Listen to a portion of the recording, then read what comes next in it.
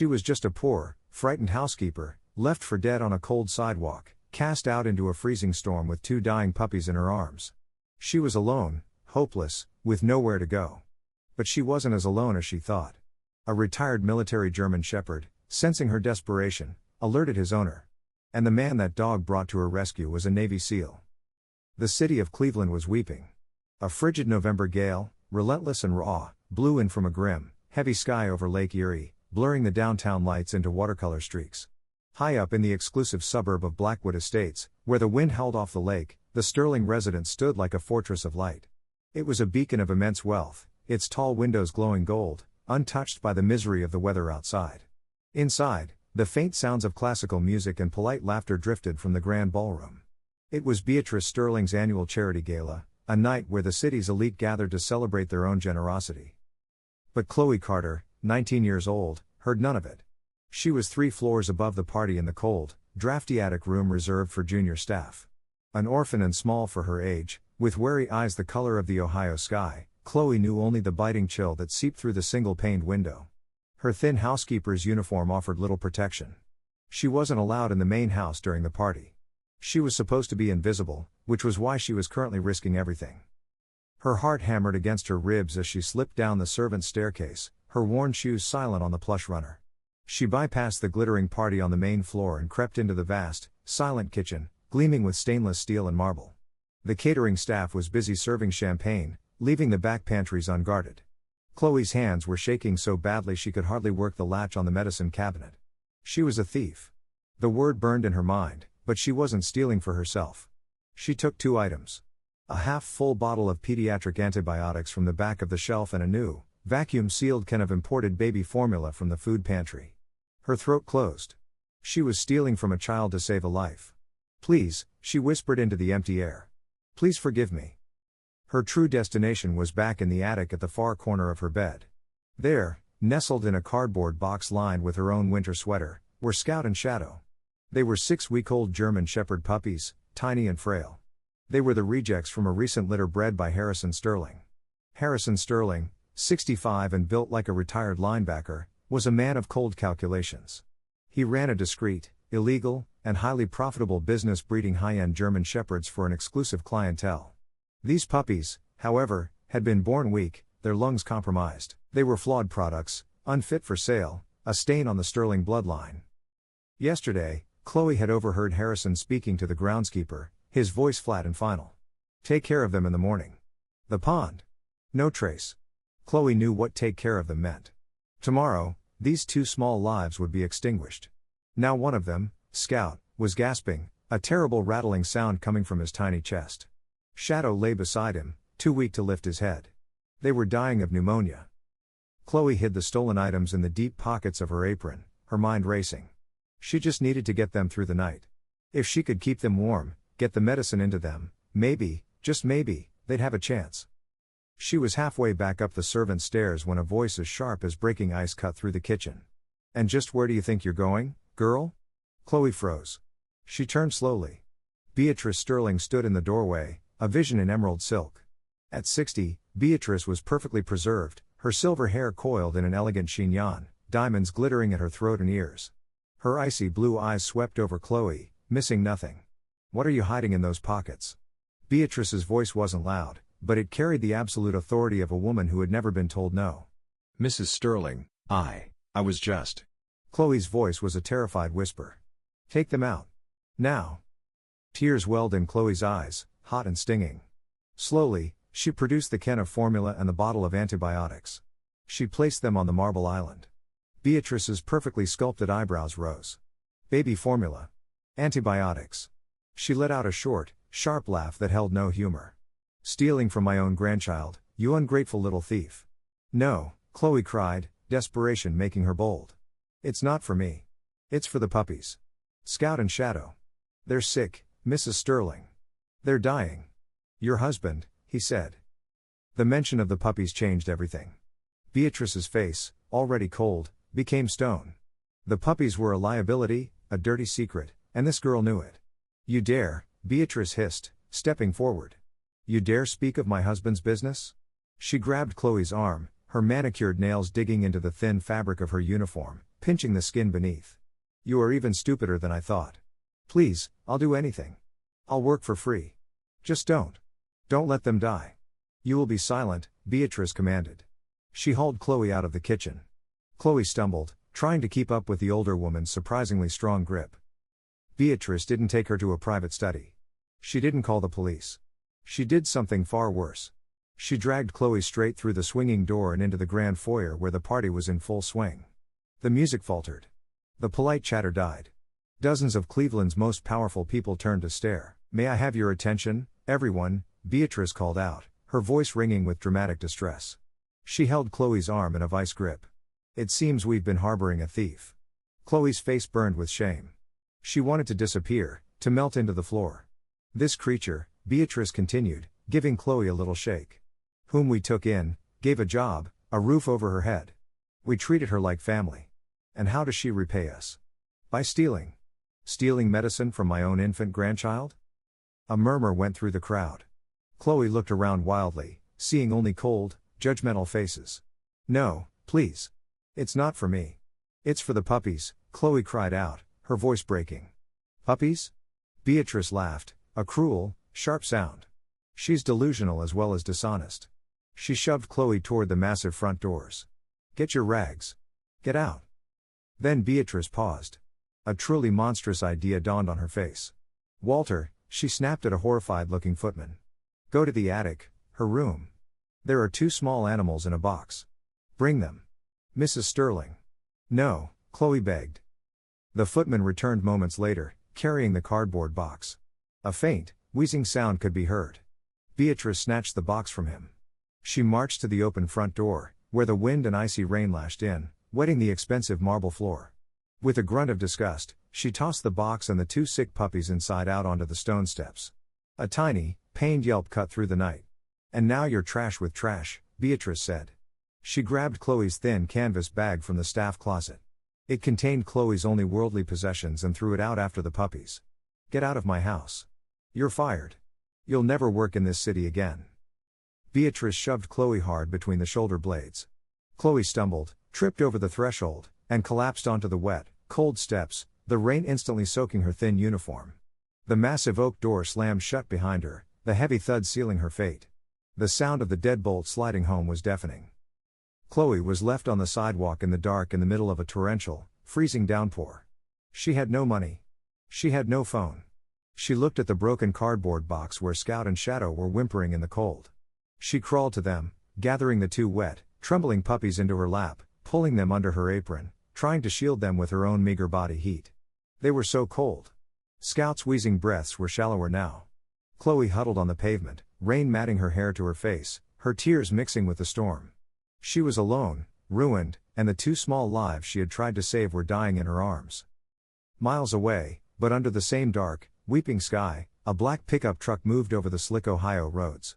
The heavy-duty truck, built for utility rather than show, was an island of quiet, insulated from the storm. At the wheel was Wyatt Mitchell. At 32, Wyatt was a man built of hard lines and quiet intensity. His shoulders were broad, straining the simple gray Henley he wore under a heavy, military-style jacket. His hair was cut short, neat, and his face was all angles, dominated by eyes that seemed to hold the color of the deep sea, a startling gray-blue that missed nothing. He was a Navy SEAL, currently on a mandatory and deeply frustrating leave. He wasn't on vacation. He was in purgatory. The quiet of the civilian world was deafening to him. It felt wrong, unstructured. His hands, resting lightly on the wheel, were steady, but the energy coiled inside him had no outlet. He was a finely tuned weapon locked in a storage case. This city, with its passive-aggressive traffic and muted colors, felt like a fog he couldn't punch his way through. He'd spent the evening driving, aimless, trying to burn off the restlessness that was clawing at him, the feeling that he should be doing something, not just waiting. Beside him, the only passenger he trusted lay sleeping. 10-year-old Ranger was a retired military working dog, a German shepherd whose muzzle was turning a noble silver gray and whose eyes held a deep, quiet wisdom. He was Wyatt's partner, his shadow, the living, breathing anchor that kept Wyatt tethered to the world. Ranger had been with him through 2 deployments, and now in retirement, his only job was to keep Wyatt sane. He lay on the passenger seat, head on his paws, seemingly asleep, a solid presence in the cab. Wyatt's truck glided through the rain-soaked streets of Blackwood Estates, the neighborhood where the old money elite built their fortresses. He was coming back from the military cemetery, a place that always made his mood darker than the Ohio winter. The Wipers fought a losing battle with the deluge. Suddenly, the quiet in the cab vanished. Ranger went, in an instant, from a sleeping veteran to an alert professional. His head shot up. A low growl rumbled in his deep chest, a sound Wyatt knew well. It wasn't the "I see a squirrel" sound. It was the alert, threat, wrongness sound. "What is it, Ranger?" Wyatt asked, his own senses instantly sharpening. The civilian fog evaporated. He was operational. Ranger didn't answer. He moved to the passenger window, his claws clicking on the plastic, and let out a single, sharp bark, his gaze locked on the darkness outside. "Easy, buddy," Wyatt murmured. But his foot was already off the accelerator, his eyes scanning. He followed the dog's line of sight.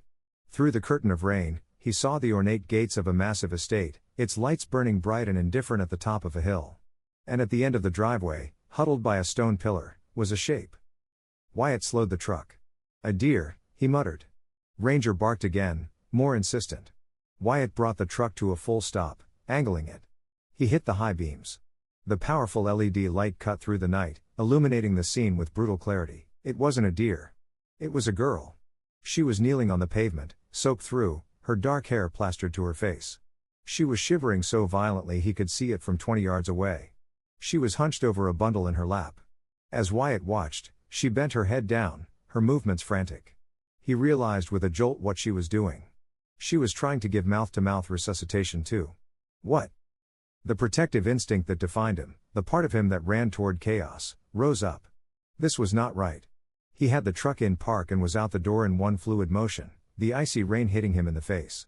He was an intimidating figure, moving with a predator's silence despite his size, and he knew it. Chloe saw him. Her head snapped up, her eyes wide with terror.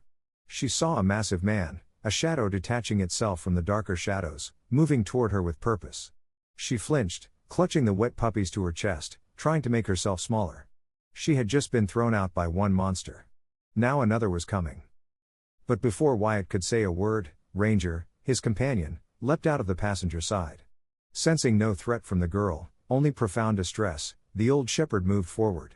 He passed Wyatt, went directly to Chloe, and made a low, soft sound of concern. He gently, expertly, nudged his cold, wet nose into the bundle she was holding. The sight of the big, healthy German shepherd broke through Chloe's terror. The contrast, this magnificent, powerful animal and her two dying babies, was too much. "Please," she sobbed, the word torn from her throat as she looked up at the tall man. "Please, sir, don't hurt them." Her voice was a child's whisper against the storm. "They're shepherds. Like him. They're dying. They're just babies." She threw them out. Wyatt stopped. He took in the entire scene in one devastating snapshot. The multi-million-dollar mansion on the hill, lights blazing. The girl, barely more than a kid, cast out into the storm. The two tiny, still puppies in her arms. The injustice of it, the absolute wrongness, settled in his chest like ice. He didn't ask who she was. He didn't ask what happened. He didn't ask any questions. He acted. In one smooth motion, Wyatt unzipped the heavy jacket that had been keeping him warm and dry and shrugged it off his shoulders, revealing the powerful frame beneath. He moved forward, squatted in front of her, and wrapped the massive coat around all of them, Chloe, Scout, and Shadow, enveloping them in a cocoon of canvas and fleece, trapping her body heat with his. Then he stood and went to the truck's passenger door, pulling it wide. The warm glow from the dash spilled out. He looked back at her. His voice was low, gravelly, a sound that resonated with authority. It wasn't a request. It was an order, but it was the kindest, safest sound she had ever heard. "Get in the truck." Chloe hesitated for only a second, clutching the puppies. "Now," Wyatt said again, softer this time, but no less firm. She scrambled to her feet, wrapped in his coat, and climbed into the warmth of the truck. Ranger hopped into the back seat. Wyatt closed the door gently, sealing them from the storm before walking around to the driver's side, the rain already soaking through his Henley.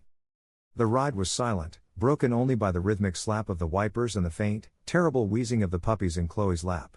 Wyatt's truck was warm, the cab sealed against the storm, but Chloe was shivering from a bone-deep chill.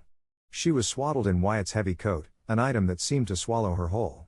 They drove south, away from Cleveland's glittering skyline toward the sprawling, disciplined lights of a nearby military installation. Wyatt didn't drive to the main base, turning instead into a nondescript apartment complex in the adjacent town of Lakewood. The building was functional, gray, and anonymous. He parked in a reserved spot, killed the engine, and the silence that filled the cab was absolute. "We're here," he said. It wasn't an explanation, just a statement of fact. He led her to a ground floor apartment. He didn't fumble with keys. His movements were economical and precise. The door opened into a space that wasn't a home. It was a base of operations. The apartment was Spartan, organized, and spotless. There was a gray sofa, a metal coffee table, and a small, efficient kitchen. No pictures decorated the walls. No clutter sat on the counters. It smelled of industrial cleaner and the faint tang of gun oil. Wyatt Mitchell, Chloe realized, lived like a man ready to leave at a moment's notice. "Here," Wyatt pointed to the sofa. "Stay." He disappeared down a short hall and returned a second later with a heavy black case, a field medical kit. He opened it on the floor. It wasn't a civilian first aid kit. It was packed with tourniquets, pressure dressings, and vacuum-sealed instruments.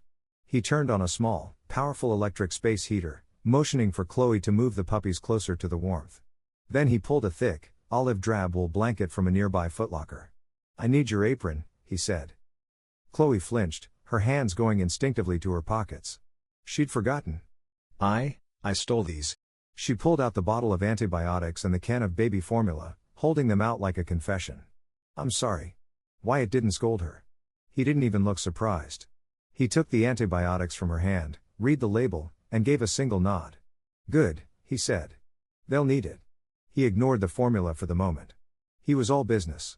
"Ranger, watch," he commanded. Ranger, who had followed them inside, immediately lay down beside the sofa, facing Chloe, a silent, watchful guardian. "Hold Scout," Wyatt directed. "Keep him still." Chloe watched, mesmerized, as Wyatt's big, calloused hands, which looked strong enough to break rock, became instruments of impossible gentleness. He drew a sterile needle, attached it to a bag of fluids from his kit, and expertly pinched the loose skin on Scout's back. He was administering subcutaneous fluids, a battlefield trick to hydrate a patient quickly when N4 wasn't practical. Chloe sat frozen by the heater, wrapped in the coat. She was overwhelmed by the sheer intensity of the man. He hadn't asked her name. He hadn't asked her story. He just acted. His silence was as deep as the storm, and she couldn't decide if it was comforting or terrifying. She buried her face in the collar of his coat, seeking refuge. It smelled of rain, leather, and a faint, sharp scent that reminded her of fireworks or lightning. A clean metallic smell she would later come to recognize as gunpowder. As if sensing her distress, Ranger moved. The big dog nudged his nose under her elbow and rested his heavy, warm head on her thigh. It was a solid, comforting weight, an anchor in her sea of terror. Chloe let out a breath she didn't know she was holding, her hand coming up to rest on the dog's soft ear. Wyatt worked on Shadow, his movements just as precise. When he was done, he wrapped both puppies loosely in the wool blanket near the heater. Their wheezing seemed, maybe, to have eased a fraction. Only then did he turn his attention to Chloe. She was still shivering, her housekeeper's uniform soaked through. He disappeared again and came back with two items, a heavy, dark blue hoodie and a steaming mug of black tea. "Drink," he said, handing her the mug. It was an order. She took it, her hands shaking so badly the mug rattled. He hadn't put sugar or milk in it. It was just hot, bitter, and strong. It burned a warm path down her throat. "Go." He pointed to a nearby bathroom. "Change. The hoodie is dry. Your clothes are not." Chloe obeyed. She locked herself in the sterile bathroom, peeling off the wet, humiliating uniform. She pulled on Wyatt's hoodie. It was huge, hanging nearly to her knees, the sleeves completely swallowing her hands. It smelled like him, like the jacket, like safety. When she came back out, the apartment door was open. Chloe froze, her heart leaping into her throat. The man stepping inside was not Wyatt. He was leaner with sharp features and intelligent, restless eyes that took in the entire room in a single glance. This was Nash Reaper Evans. 33, he was Wyatt's teammate, a man known for his cynical pragmatism and razor-sharp intellect. He was holding a set of keys. This was clearly his apartment, too. Nash's eyes scanned the scene. Wyatt standing by the kitchen counter. The wool blanket near the heater with two nearly dead puppies and Chloe huddled in the corner, swallowed by Wyatt's hoodie, looking like a ghost. Nash stopped. He looked at Wyatt. "Why," Nash said, his voice low, controlled, and sharp, "what is this?" "A problem," Wyatt said simply. Nash's eyes locked on Chloe. I see that. He gestured with his chin, pulling Wyatt a few feet away into the kitchen, keeping his voice low, but tense. What are you doing? You brought a stray into the safe house? Are you insane? We're on mandatory leave, not running a shelter. You know the kind of trouble she could bring. Why, we have to maintain a low profile. Chloe watched them in horror. She couldn't hear the words, only the tension. Wyatt Mitchell stood to his full height. He looked at his teammate, his partner, and his expression didn't waver. He didn't raise his voice. He simply stated a fact. She's not trouble, Wyatt said, his eyes finding Chloe's across the room. She's a victim. She's a victim, Wyatt said, his low voice cutting through the tension in the room. Nash Reaper Evans, his teammate and friend, ran a hand over his face. Nash, with his sharp features and restless energy, was the team's analyst, the one who saw 3 moves ahead. And right now, he saw a tactical nightmare. A victim who knows our location. Why? A victim is a liability. This isn't our fight. Our fight is over there. This, he gestured to Chloe and the puppies, is messy. It doesn't have to be, Wyatt began, his stance unyielding. He was cut off, not by Nash, but by a sound that made both hardened soldiers go silent. It was a choked gasp, followed by a terrible, airless stillness, and then a soft, rigid thudding. Scout! Chloe screamed, scrambling toward the wool blanket. The smaller puppy, Scout, was rigid, his back arched, his tiny legs kicking in a spastic, unnatural rhythm. A small line of foam trickled from his lips. He was having a seizure. In a second, the argument was over. Wyatt was in motion. He was at Chloe's side, his hands assessing the tiny, rigid body. He saw the blue tinge on the puppy's gums. Hypoxia. The pneumonia was winning. His field medicine was for trauma, for gunshot wounds and broken bones, not for the complex, delicate failure of a 6-week-old animal. His skills were useless here. He looked at Nash. Keys. You're driving. Now. Nash didn't argue. The pragmatist saw the new mission. He was already grabbing the keys from the bowl by the door. Chloe. Wyatt's voice was a sharp command, pulling her out of her paralyzed horror. Get Shadow. Wrap him up. Don't let him get cold. She nodded, her eyes wide with terror, scooping up the weaker puppy. Wyatt, his big hands impossibly gentle, gathered the seizing Scout, wrapping him in the heavy wool blanket. Rainier emergency vet, he snapped at Nash. Go. They were out the door in less than 10 seconds. A whirlwind of focused, military precision. Nash was in the driver's seat of the truck, the engine roaring to life. Wyatt opened the back door of the extended cab. Get in, he ordered Chloe, helping her into the middle of the back seat. He climbed in beside her, settling the still trembling Scout onto his own lap, cocooned in the blanket. Ranger, sensing the urgency, leapt into the far side of the back seat, a silent, panting sentinel. The door slammed. Go, Reaper, Wyatt said. Nash hit the gas. The truck shot out of the parking space, tires squealing on the wet pavement. This is a circus, why? Nash muttered, his eyes darting between the road, the side mirrors, and the rear view. A soaking wet, 3-ring circus. Just drive, Wyatt said. He sat beside Chloe in the dark, a solid wall of muscle and determination. She was trembling, clutching Shadow to her chest, whispering prayers under her breath. The truck was warm, but Chloe was locked in a deep, fundamental cold. Nash drove like an expert, fast, efficient, navigating the rain-slicked roads with fierce precision. He took a sharp corner, aiming for a gap in traffic, and hit a deep, unavoidable pothole. The truck bucked violently. Chloe, small and light, was thrown sideways, her head aimed squarely for the hard plastic of the doorframe. She cried out, her hands instinctively tightening on Shadow. She never hit it. Wyatt's arm shot out with the speed of a striking snake. It wasn't a gentle gesture. It was a reflex, an interception. His forearm braced against her shoulder, his hand clamping down, holding her firm. His arm was a bar of steel, pinning her in place, absorbing the momentum. Chloe froze, her breath catching. She was suddenly and completely enveloped by his presence, his arm across her shoulders, his side pressed against hers. The sheer, solid strength of him was overwhelming. I've got you, he said, his voice a low rumble by her ear. It wasn't a comfort, it was a fact. He had her. She was not falling. A strange, unfamiliar warmth bloomed in her chest, pushing back the cold for just a moment. She nodded, unable to speak, her cheek nearly brushing the rough fabric of his Henley.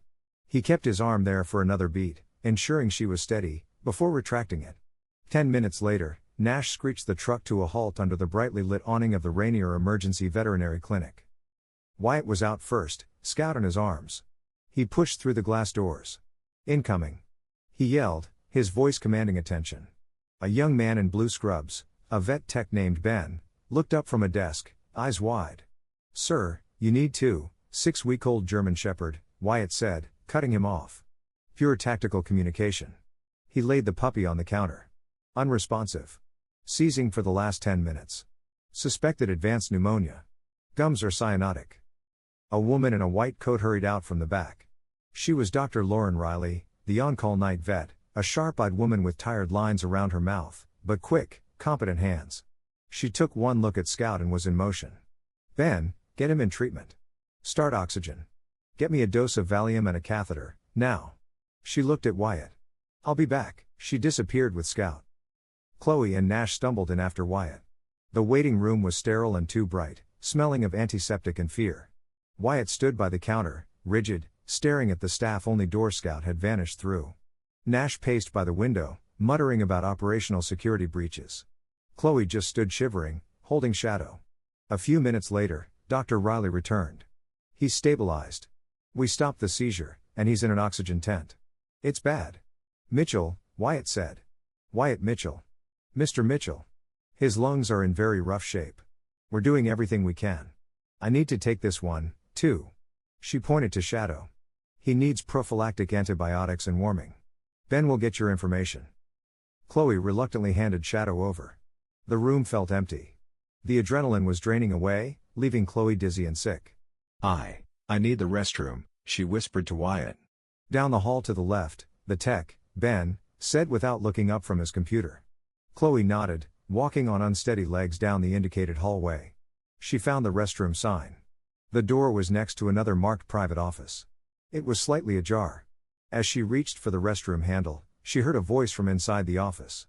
A voice she knew. It wasn't the doctor's. It was the smooth, cold, expensive voice of Mr. Davis, the Sterling family's private attorney. "I don't care what it takes, Doctor," Davis was saying, his voice low and menacing. "I'm here on behalf of Mr. Harrison Sterling. Those animals are a liability. They need to be dealt with, quietly." Chloe froze, her hand flying to her mouth. She heard Dr. Riley's voice, strained. "Mr. Davis, I'm a veterinarian. I can't just deal with them. The one is in critical condition, but the other might survive." "Then let the critical one die," Davis snapped. "Find a reason. As for the other, a simple mistake, an overdose of a sedative. These things happen. The Sterling family's annual donation to this clinic is considerable. It would be a shame for it to be reallocated." There was a heavy silence. "What about the girl?" Dr. Riley asked, her voice small. "That," Davis said, his voice turning silky, "is the best part. You will note in the report that the puppies were brought in severely neglected, possibly exposed to rabies. Something infectious, something that originated with her. The girl is a disgruntled, unstable employee. This report will ensure she is dealt with." Chloe felt the floor drop out from under her. They weren't just trying to kill the puppies. They were trying to destroy her. She backed away, gasping, and stumbled back into the waiting room. Wyatt and Nash looked up. Her face was ashen, her eyes wide with a new, profound horror. She ran straight to Wyatt, grabbing his arm. "They're trying to kill them," she choked out. "He's here, the lawyer. He's in that office. He just told the doctor to kill them. He told her to let Scout die." Chloe's words hung in the sterile, antiseptic air of the waiting room, sharp and devastating. "He told her to let Scout die." For a long second, Wyatt and Nash, Reaper Evans, just stared at her. Nash, who had been pacing restlessly, stopped. His entire body went still. The cynicism, the annoyance, the pragmatism. It all vanished, replaced by a cold, sharp focus that was far more frightening. "Say that again," Nash said, his voice quiet. "The lawyer, Mr. Davis," Chloe sobbed, grabbing Nash's arm too. "He's from the Sterling family. He's in the office. He's paying the doctor to kill them. He said I have rabies or something to destroy me." Nash and Wyatt exchanged a look. It was a glance that contained a decade of shared combat, a silent, instantaneous transfer of information. The liability Nash had been worried about had just become a target. The messy civilian problem had just become an active threat. The Reaper was fully engaged. Why? Nash said, his voice clipped and precise. Stay here. You're the guardian. Don't let that doctor or lawyer near those puppies. Don't let this girl out of your sight. You are her anchor. Understood? Understood, Wyatt replied, his own expression hardening. I'm going dark, Nash said. He pulled up the collar of his jacket, his sharp eyes already scanning the lobby for security cameras. I'll be in the truck. I'm running intel. This isn't just some rich bully. This is a conspiracy. This is a crime. He looked at Chloe, his gaze no longer skeptical, but razor sharp. You did good, kid. Now stay with him. Nash was out the door and gone, melting into the rainy night. The waiting room was silent again, but the air had changed. Wyatt turned to Chloe. She was shaking with shock, her hands clamped over her mouth. The horror of the betrayal, the realization that they weren't just cruel, but actively evil, had shattered her adrenaline. Chloe, Wyatt said. He used her name for the first time, his voice a low, steady thing. She looked up, her eyes wide and blank. Breathe. He gently took her elbow and guided her to a hard plastic chair in the corner, away from the doors. Sit. Do not move from this spot. She obeyed, sinking into the chair, her body curling in on itself. He saw the shock in her, the deep-seated chill that had nothing to do with the rain. He walked to the corner of the waiting room where a vending machine hummed. He fed a few crumpled bills into it, and a moment later, a paper cup of hot chocolate dropped down. He brought it back to her, pressing the warm cup into her cold, trembling hands. Drink, he ordered, just as he had with the tea. Chloe stared at the cup. She looked from the hot chocolate to his face. She saw the hard lines of his jaw, the absolute focus in his sea-gray eyes. He wasn't just saving her from the rain. He wasn't just saving the puppies. He was saving her right now from this new, consuming horror. He was her shield. Thank you, she whispered, her voice choked with unshed tears. Thank you, Wyatt. It was the first time she'd said his name. He gave a short, single nod, his gaze softening almost imperceptibly. Just why, he affirmed, as if sealing a pact. Now I have to talk to the doctor. He left her in the corner and walked to the staff-only door. He didn't knock. He pushed it open and stood in the threshold, his massive size blocking the light from the hallway. Down the hall, he saw the lawyer, Davis, a man in a $1,000 suit with a pale, slick face, handing a business card to Dr. Riley. The doctor, Lauren Riley, looked pale and shaken. Dr. Riley, Wyatt's voice cut down the hall. They both started, turning to face him. The lawyer, Davis, composed himself instantly, smoothing his suit jacket, his expression one of bored arrogance. Wyatt ignored him. His eyes locked on the veterinarian. He didn't yell. He didn't threaten. He simply spoke, and his voice was cold, calm, and heavy with unspoken menace. My name is Wyatt Mitchell. Those two puppies, Scout and Shadow, are in my care. You will provide every life-saving measure available. You will spare no expense. You will do your duty as a doctor. I will be here in this waiting room until they are stable and ready for release. Am I clear? Dr. Riley looked from Wyatt's unblinking gaze to the lawyer's smug face. She was trapped. Sir, our protocols are. She began. Am I clear? Wyatt repeated, his voice dropping half an octave, resonating with a power that seemed to vibrate the sterile equipment on the counters. Dr. Riley swallowed, her nerve breaking. Yes. Crystal. They will get the best possible care. Good. Wyatt's gaze flicked to the lawyer. He didn't say a word to him. He just looked at him, a look of cold, dismissive, and utterly final contempt before turning and walking back to the waiting room. The lawyer, Davis, watched him go, his arrogant smirk faltering for the first time. Wyatt returned to his post, standing near Chloe's chair like a sentinel. He didn't sit. He stood, arms crossed, a silent, immovable guardian. An hour passed. It felt like a lifetime. Chloe sipped the chocolate, the warmth and sugar slowly pulling her back from the edge of shock. Finally, the clinic door opened again. Nash Reaper Evans was back. The man who had left was agitated. The man who returned was on fire. His eyes burned with a cold, predatory intensity. He came straight to Wyatt, laptop in hand. Why, we have a major problem. He kept his voice low. He turned the laptop. The screen was full of data. Harrison Sterling, he's not just some hobby breeder. He's running a massive, unregistered German Shepherd mill off that property. We're talking hundreds of thousands of dollars. All cash. All off the books. Tax evasion on a grand scale. He clicked to another file. And this is the kicker. It was a list of names. He's been systematically eliminating flawed puppies for years. We're not talking humane euthanasia. We're talking drowning, exposure, whatever's cheapest. Chloe made a small, sick sound, and Wyatt put a steadying hand on her shoulder. But here, Nash said, his finger tapping the screen. Here's the kill shot. He has friends. I ran Davis. I ran Sterling. They have deep connections.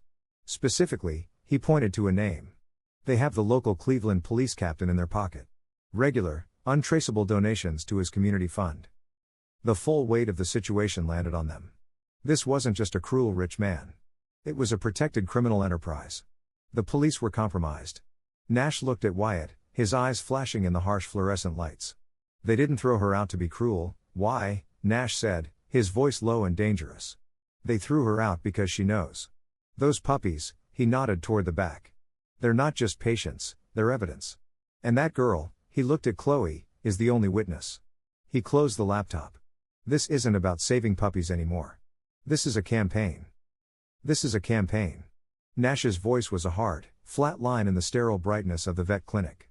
Wyatt's focus shifted from the intel on the laptop to the staff-only doors. Get them discharged, he said to Nash. Now. Nash nodded, already moving. Chloe, her mind reeling from the revelation that the police themselves were part of it, looked at Wyatt in pure terror. Why, they? The police, we can't. Where can we go? We're not running, Wyatt said, his voice a low, steady anchor in her panic.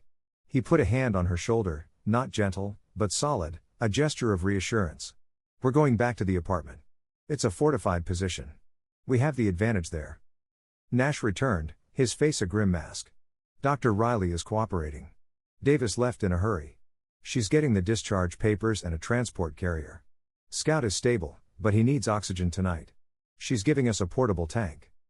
Minutes later, they moved in a tight, tactical formation. Wyatt carried the small oxygen tank and medical supplies. Chloe, her hands shaking, carried the small, warm carrier where Scout and Shadow were nestled, breathing easier. Nash took the lead, scanning the parking lot, his hand never far from his jacket. Ranger, who had waited in the truck, was now on high alert, his head swiveling, sensing the tension from his people. The ride back to the safe house was silent, a cocoon of high-strung tension. Nash drove, his eyes constantly checking the mirrors. Back inside the apartment, the atmosphere was no longer just Spartan. It had become tense. This was a fortress about to be besieged. Reaper, Wyatt said. Already on it, Nash replied. He went to a panel behind a nondescript painting, revealing a small, high-tech server. He began typing on a keyboard, his fingers flying. I'm activating the door cams, audio and video. Everything's uploading to a secure off-site server. If they come in, we've got a record. Wyatt, meanwhile, set up the oxygen tank in the living room, making a small, safe nest for the puppies on the sofa. Chloe just stood in the middle of the room, feeling small and useless, the carrier clutched in her hands. The men who had saved her were now preparing for a war because of her. The fear was cold and paralyzing. She started to tremble, the carrier vibrating in her hands. Wyatt saw. He stopped what he was doing and walked to her. He stood directly in front of her, forcing her to look up. He was a mountain, solid and immovable. Chloe, he said her name, and it was an order for her complete attention. She met his sea-gray eyes, her own wide with fear. They're coming, he said. It wasn't a guess. It was a fact. They are corrupt and they are desperate and they will use their power to get to you. They will not succeed. He put one large, calloused hand on her shoulder. You will stay behind me. You will not speak. You will let me handle this. No one, he said, his voice dropping, his gaze burning with a protective fire she'd never seen before, is going to touch you. I promise. Chloe stared up at him. It was the most profound promise anyone had ever made her. It was an oath from a man who didn't know how to break one. She gave a single, jerky nod, her throat too tight to speak. She took a deep breath, clutched the carrier, and moved to her designated spot behind his broad back. An hour passed. The only sounds were the rain, the hum of the oxygen tank, and the soft tapping of Nash's keyboard. Then it came. A heavy, authoritative knock on the door. It wasn't a polite knock. It was a demand. Cleveland police, open up. Wyatt signaled to Ranger. The dog, who had been lying by the sofa, rose silently and moved to the door, taking up a position at Wyatt's left heel. Wyatt looked back at Chloe one more time. Stay. He walked to the door. He didn't look through the peephole. He simply opened it. He didn't open it wide. He opened it 6 inches. His body, clad in a simple t-shirt and jeans, filled the gap. He was a solid wall of muscle and resolve. Standing in the hallway were 3 men. 2 were uniformed patrol officers, young and clearly nervous. The third was in charge. He was a big man in his late 50s, his face fleshy and red, a rumpled suit failing to hide his bulk. His name tag read Captain Monroe. His eyes were impatient and held the flat, dead look of a man comfortable with his own corruption. "Wyatt Mitchell," Monroe demanded, his hand already on his belt. "I'm Wyatt Mitchell," Wyatt answered, his voice calm and even. "We have a warrant for the arrest of one Chloe Carter on charges of grand larceny," Monroe said, holding up a piece of paper. "And a second warrant to seize stolen property. We know she's in there. Step aside, son." Wyatt didn't move. Behind his leg, Ranger let out a low, vibrating growl, a sound like gravel rolling in a can. "Captain Monroe," Wyatt said, his voice respectful, but his eyes were ice. "I see your warrant. However, I am on active duty status with the United States Navy. This apartment is my designated quarters. The person you're looking for is currently under my protection." Monroe's face purpled. "I don't care if you're Santa Claus, son. This is a civilian matter. You're obstructing justice." "No, sir," Wyatt countered, his voice never rising. "This is now a military matter. You are attempting to enter the quarters of an active duty Navy SEAL without proper jurisdiction based on what I have reason to believe is a fraudulent warrant. As such, I am respectfully invoking my right to legal counsel." Monroe scoffed. "You're calling a lawyer?" "I'm contacting the JAG office," Wyatt said. "Naval Station Great Lakes. I'm sure they and my commanding officer would be very interested as to why a local police captain is attempting to harass a member of SEAL Team 3.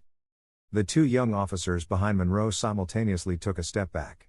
The words SEAL and JAG hung in the air like a live grenade. This was no longer a simple arrest. Monroe's eyes narrowed. He was trapped. He knew, and Wyatt knew, that he couldn't force his way in. He couldn't risk the massive interagency firestorm that would rain down if this soldier was telling the truth. And everything about Wyatt Mitchell's bearing screamed that he was the real deal. "You're making a mistake, Mitchell," Monroe spat, pointing a thick finger. "You're harboring a criminal. And you're trespassing on my doorstep, Captain," Wyatt replied. "Have a good night." He slowly and deliberately closed the door in the fuming police captain's face. The heavy sound of the deadbolt sliding home echoed in the silent apartment. Wyatt turned. Chloe was pale, her knuckles white on the carrier handle. Ranger sat, looking up at Wyatt for his next command. From the kitchen, Nash let out a low whistle. "Well, that was phase 1, he said, turning from his laptop, a small, cold smile on his face. The video from the hall cam was crystal clear. "You've officially got their attention. Now we go on offense." "Now we go on offense." Nash's words hung in the air, carrying the ozone scent of a coming storm. The apartment, which had been a defensive position, instantly became a command center. "Monroe will be back," Wyatt stated, his voice even. He was already moving, checking the locks on the windows. "He's been humiliated, and his paymaster is desperate. He'll get a new, bigger warrant. We have a limited window." "Agreed," Nash said, already at his laptop. "We can't go to CPD. We can't go state level. We have to go federal. We're cutting the head off the snake." "You got someone?" Wyatt asked. "Diaz," Nash said, typing, a rare, thin smile on his face. "Mark Diaz, remember him from Team 5? Went to the dark side. FBI." Wyatt nodded, understanding. "Good choice. He always hated bullies. He runs a regional task force. Animal cruelty, organized crime. This is right in his wheelhouse." Nash initiated a secure, encrypted call. While Nash worked, Wyatt turned to Chloe. She was huddled on the sofa, the carrier with the 2 sleeping puppies at her feet. She wasn't crying anymore, but a cold, hard fear had settled in her features. "Chloe," Wyatt said, his voice softer than she'd ever heard it. He squatted in front of her, forcing her to meet his eyes. "You've been brave. Now I need you to be smart." She nodded, her eyes locked on his. "Monroe and the lawyer, Davis, they're going to say you're a liar. A disgruntled, thieving employee. They'll say you made this whole story up for revenge or for money." He leaned in, his intensity a physical force. "I believe you. Nash believes you. But we need to prove it. We need something more than your word. Did you see anything? Anything at all?" Chloe's breath hitched. She thought back to the dark, musty attic, the endless days of cleaning, the fear. He He kept a book, she whispered. Mrs. Sterling always said, never touch the master's ledger. It was in his private study. I had to dust it once a week. A ledger? Wyatt said, his eyes sharp. I wasn't just a housekeeper, Chloe confessed, shame coloring her cheeks. Sometimes when his secretary was away, he made me write in it. He said I had neat handwriting. Dates, numbers, number of puppies, and names. I didn't understand what they were. I just did it. I was so afraid of him. This was it. But I was also afraid, she went on, a new strength in her voice, that he would blame me if something went wrong. He was always so angry. She reached into the pocket of the jeans Wyatt had given her, the ones she'd worn from the clinic. She pulled out a cheap, plastic-cased burner phone. Its screen was cracked. I had this. My old phone. I took pictures. She powered it on. The battery was nearly dead, but the screen flared to life. She opened the photo gallery. There they were, page after page of a handwritten ledger, columns of dates, names, and cash amounts in the 5-figure range. It was a detailed record of a multi-million-dollar illegal criminal enterprise. Chloe, Wyatt breathed, his voice filled with a new, profound respect. You didn't just survive. You fought back. Why, I got Diaz, Nash called over. Wyatt brought Chloe and the phone to the table. Reaper, she's got it. The smoking gun. Nash's eyes widened as he saw the photos. Kid, he said, his voice rough with admiration. You're a natural-born intelligence analyst. He turned to his screen, where the face of a man in his 40s with the same predatory stillness as Wyatt and Nash but wearing an FBI-logoed polo shirt was watching them. This was Special Agent Mark Diaz. Mark, Nash said, wasting no time. Meet Chloe Carter, she's a witness and she's got the keys to the kingdom. I'm sending you an encrypted file. It's the entire ledger for Harrison Sterling's illegal breeding operation. Dates, cash transactions, and I'm willing to bet a few names you'll recognize. We've had a file on Sterling for a year, Diaz's voice was a gravelly rasp. Trafficking, tax evasion. We just couldn't get inside. You're handing me the inside. We're also handing you a dirty cop, Wyatt cut in, moving into the frame. Captain Monroe, CPD. He's on Sterling's payroll. He was just here with a bogus warrant. He'll be back. Diaz's expression turned to stone. A dirty cop. That accelerates the timeline. I'm moving on this now. He looked at Nash. Reaper, can you hold that position? I'm 90 minutes out and I'm bringing the whole team. We'll hold, Wyatt said. Good. And Nash? What? Try not to break the local police, Diaz said, a ghost of a smile on his lips. It creates too much paperwork. The screen went dark. The next hour was the longest of Chloe's life. The apartment was a pressure cooker. Nash monitored his security feeds. Wyatt tended to the puppies, his movements calm and methodical. He showed Chloe how to check the small oxygen tank for Scout. His large hand guided hers on the regulator. See? Just keep it in the green. He's breathing easier. He's a fighter. Like you. That quiet, simple praise warmed Chloe more than the hot chocolate had. Then came the inevitable. A loud crash from the front door. Not a knock, but a kick. Cleveland police, open up. Captain Monroe's voice, amplified by a bullhorn, was full of rage. We have a warrant from the court. Open the door or we will breach it. Nash checked his feeds. He's not kidding. He's got a full team and a battering ram. Wyatt nodded. He looked at Chloe. Get in the back bedroom. Lock the door. Stay low. No, she said, clutching the now empty carrier. I'm staying with Scout and Shadow. Wyatt saw the resolve in her. All right. Against the far wall behind the sofa. Now. She scrambled, huddling with the puppies, making herself small. Boom. The doorframe splintered. Wyatt and Nash took flanking positions on either side of the door. They were unarmed, but they were ready. Ranger stood beside Wyatt, teeth bared, a low, terrifying growl rumbling in his chest. Boom. The hinges groaned. Monroe, his face purple, was about to give the final command. Again. Hit it. FBI, all officers, stand down. Hands on your heads. Back away from that door. The command, coming from multiple speakers in the hallway, was absolute. The battering ram stopped. Confused, muffled shouts came from the hall. The apartment door, already broken, was pushed open, but not by Monroe. Special Agent Mark Diaz, now in a full tactical vest with FBI stenciled in yellow, burst in, his pistol drawn but pointed at the floor. He was followed by a dozen other agents, a wave of professional, federal power. Diaz ignored Wyatt and Nash, his eyes locking on the stunned, furious face of Captain Monroe in the hallway. "Captain Monroe," Diaz barked. "You are to surrender your weapon. You are relieved of duty, pending a federal investigation into public corruption." Monroe's face went from purple to a sick, pasty white. Diaz turned back, his sharp eyes finding Nash. "Reaper," he said with a single nod. "You sure know how to throw a party." Then he looked at Wyatt. "Mitchell, good to see you." He holstered his weapon. "Your intel was solid. The package you sent, it was everything. We got a judge to sign a no-knock warrant on the Sterling compound. My other team is hitting it right now." As he spoke, the scene flashed. High up in Blackwood Estates, under the unending rain, Harrison Sterling was frantically shredding documents in his study. Beatrice, in a silk robe, was throwing laptops into the indoor pool. The doors to their mansion burst open and a federal team poured in. FBI, hands in the air. Back in the apartment, Diaz looked at Chloe, who was peering over the sofa, her eyes wide. "It's over, ma'am," he said, his voice softening. "We got them. Justice is being served." The aftermath of the raid was a quiet, controlled storm. Federal agents from Mark Diaz's task force moved through the apartment, their work methodical, their voices low. Captain Monroe and his officers were gone, swallowed by the federal justice system. Chloe gave her statement to Agent Diaz, her voice small but steady, her memory clear. She sat on the sofa, Wyatt a solid, unmoving presence beside her. As she recounted everything from her first sight of the sick puppies to the lawyer's voice in the clinic, Nash supplied the digital evidence, clean, damning audio and video of Monroe's attempted breach and Chloe's photos of the ledger. It was, as Agent Diaz put it, an ironclad case. The following days were a blur. The Sterling breeding operation became the biggest scandal to hit Cleveland's elite in a decade.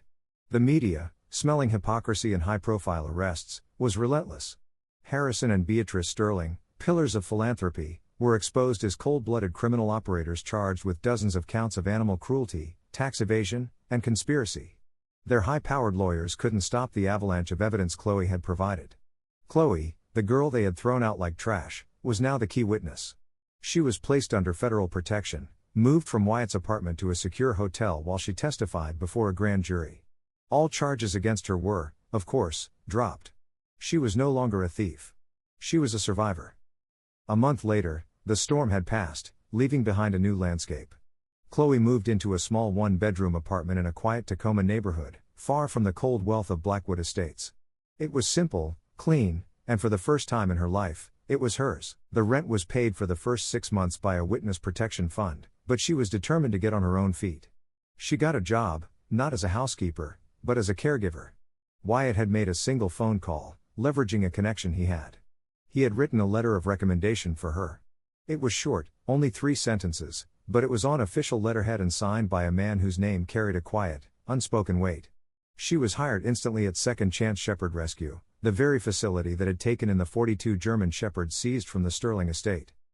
Her life found a new rhythm. She was no longer invisible. She spent her days working with animals who were, like her, learning to trust again. She cleaned kennels, she fed, and most importantly, she sat with the dogs who were too terrified to come out of the corner. Her small, quiet presence a balm for their trauma. She was healing them, and in doing so, she was healing herself. The pack, as they came to call it, began to settle. Nash Reaper Evans, the man who had seen Chloe as a liability, showed up at the rescue on a rainy Tuesday. He walked the rows of kennels, his expression unreadable, until he found Shadow, the healthier of the 2 puppies. Shadow had recovered quickly, a smart, bossy, and fearless pup. Nash squatted down, and Shadow immediately chewed on his shoelace. "This one," Nash said to Chloe, his voice gruff. "It has no discipline. That's a liability." Chloe smiled. "I think he just needs a job." Nash grunted. He filled out the adoption paperwork in silence, his sharp handwriting filling the lines. Under reason for adopting, he wrote a single word. Recruit. He left with Shadow, muttering to Wyatt on the phone. "Ranger's getting soft in his old age. He needs a rookie to keep him sharp. That's all." But Chloe saw the way he held the puppy to his chest, a new, unfamiliar gentleness in the cynical soldier's eyes. Scout, however, was another story. The tiny pup, who had seized and nearly died, had formed an unbreakable, indivisible bond. He was Wyatt's shadow. Where Wyatt went, the small puppy followed. And where Scout went, Ranger was right behind, the old silver-muzzled veteran having adopted the pup as his own. Scout, the runt of the litter, now had the two most formidable guardians in the world. He was, as Nash put it, the most overprotected dog on the planet. The day came, as Chloe knew it must. Wyatt's mandatory leave was over. He had his orders. He was deploying. He came to her apartment on a clear, cold afternoon. He didn't knock. He used the key she had given him.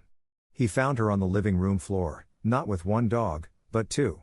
Ranger and Scout.